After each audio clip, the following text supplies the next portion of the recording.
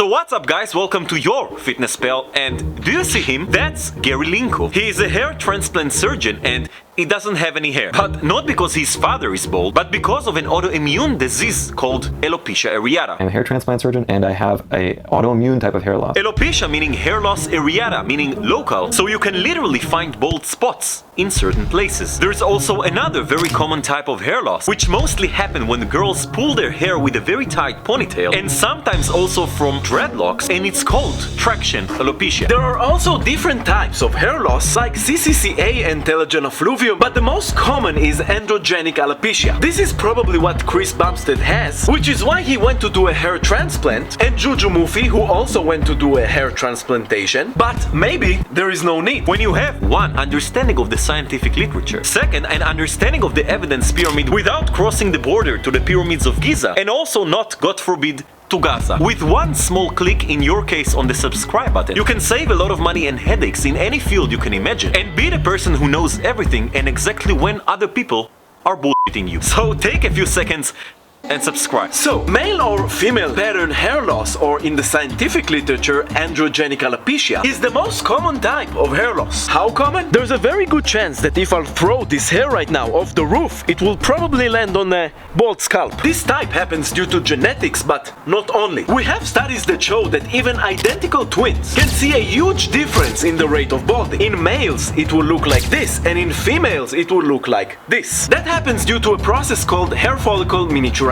Meaning over time the hair follicle becomes finer and finer until they become so small that it looks like a bald scalp. But usually your beard hair, and both on the sides and back of your head, remains. How come? In the scientific literature, it's called the DHT paradox. There are several theories, one of which comes from this review. It talks about scalp tension specifically in this area. Funny story comes from this study. Botox, which people commonly inject for the cosmetic treatment of wrinkles, has been studied for the treatment of hair loss. And actually the results were really that good. You can see them right here on the screen. And the theory is that after the injection, the scalp tension decreases. But as of today, we don't fully know. So what do we know? Have you heard about DHT? Not to be confused with DTT, DMT, or DHL, which is a delivery company. The whole realm of hair loss boils down to this, but what is it? In short, we all have testosterone in our bodies, both men and women, but not all of it remains as testosterone. Part of it is being converted through an enzyme called 5-alpha reductase to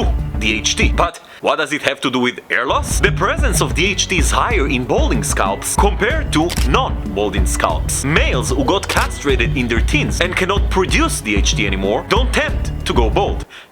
Don't try this at home. And lowering the level of DHT in our scalps can stop hair loss for many people. Sounds good, right?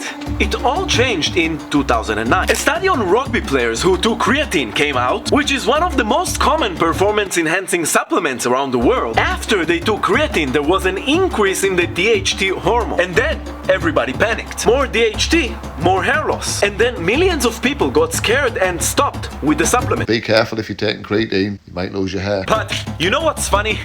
This study has nothing to do with hair loss. In the study they measured serum DHT, meaning the level of DHT in the blood. DHT levels in the blood has nothing to do with hair loss. Only DHT levels in the scalp. But this wasn't measured in the study, meaning this study isn't even relevant for hair loss, meaning millions of people were afraid for nothing. If you're taking creatine, will it increase your hair loss? Which leads us to the last part. What does help with hair loss? If we scroll on TikTok, we'll come across these types of videos. What the hell is this, y'all? Look what they just sent me. They sent me the most powerful supplement everybody and their mama been taking. Y'all need to get this right now if y'all care about y'all skin, y'all hair. Many companies count on customers' desperation plus their lack of knowledge. That's the perfect combination to sell a product that costs more than your gym subscription. This works like magic, y'all. But how can I, as an average buyer, know if this information is good, bad, or just a fad? This works like magic, y'all. 1. Read the label. 2. Know how to search for studies. When I look at the label, for example, I see vitamin C, magnesium, zinc, vitamin A, biotin, and besides the fact that we know that there is no data correlating vitamin C levels and hair loss, also regarding biotin, unless there is a proven and serious deficiency, there is no need. And if you ask how come there are people who've tried the product and it helped them, And I've only been taking it for about a month or so. Y'all see how long my hair is right now? It was never like this. pay attention to this. In this study, people used topical minoxidil, an FDA-approved drug for hair loss, and another group that used the exact same spray, although there was nothing inside. After 6 months of people applying nothing to their heads, 20% of them reported seeing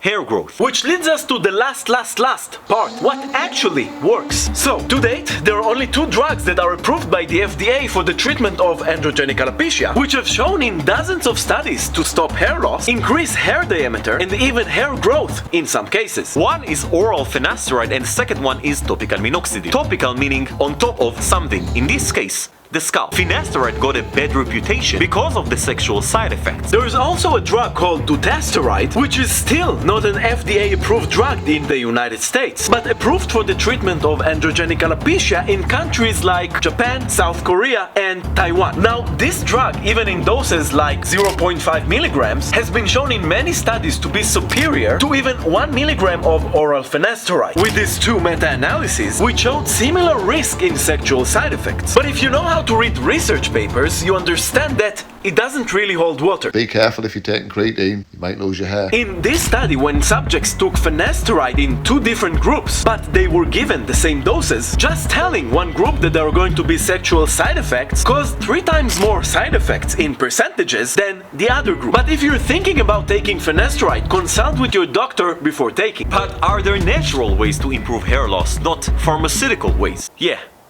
Sort of. Do you see this product? This is called a derma roller. There are small needles that can penetrate the skin and make micro wounds. Sounds masochistic?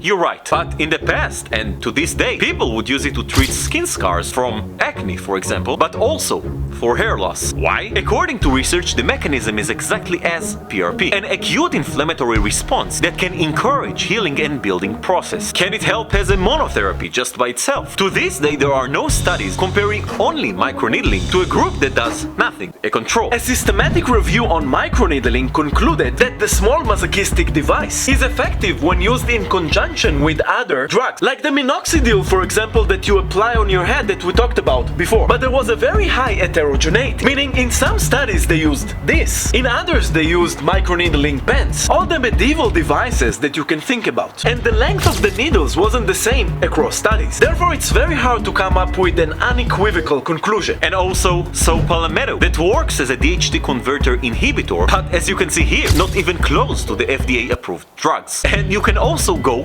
fully bald if you want. What does my barber used to say? If hair was that important, it wouldn't have grown on the ass. But A, if you want to do something, consult with your own doctor. B, there is going to be a review down below that will summarize all the best quality information, including the costs of all hair-related products as of today. Don't forget to leave a like and share this video with whoever you know. We'll see you in the next video that will even be crazier than this one.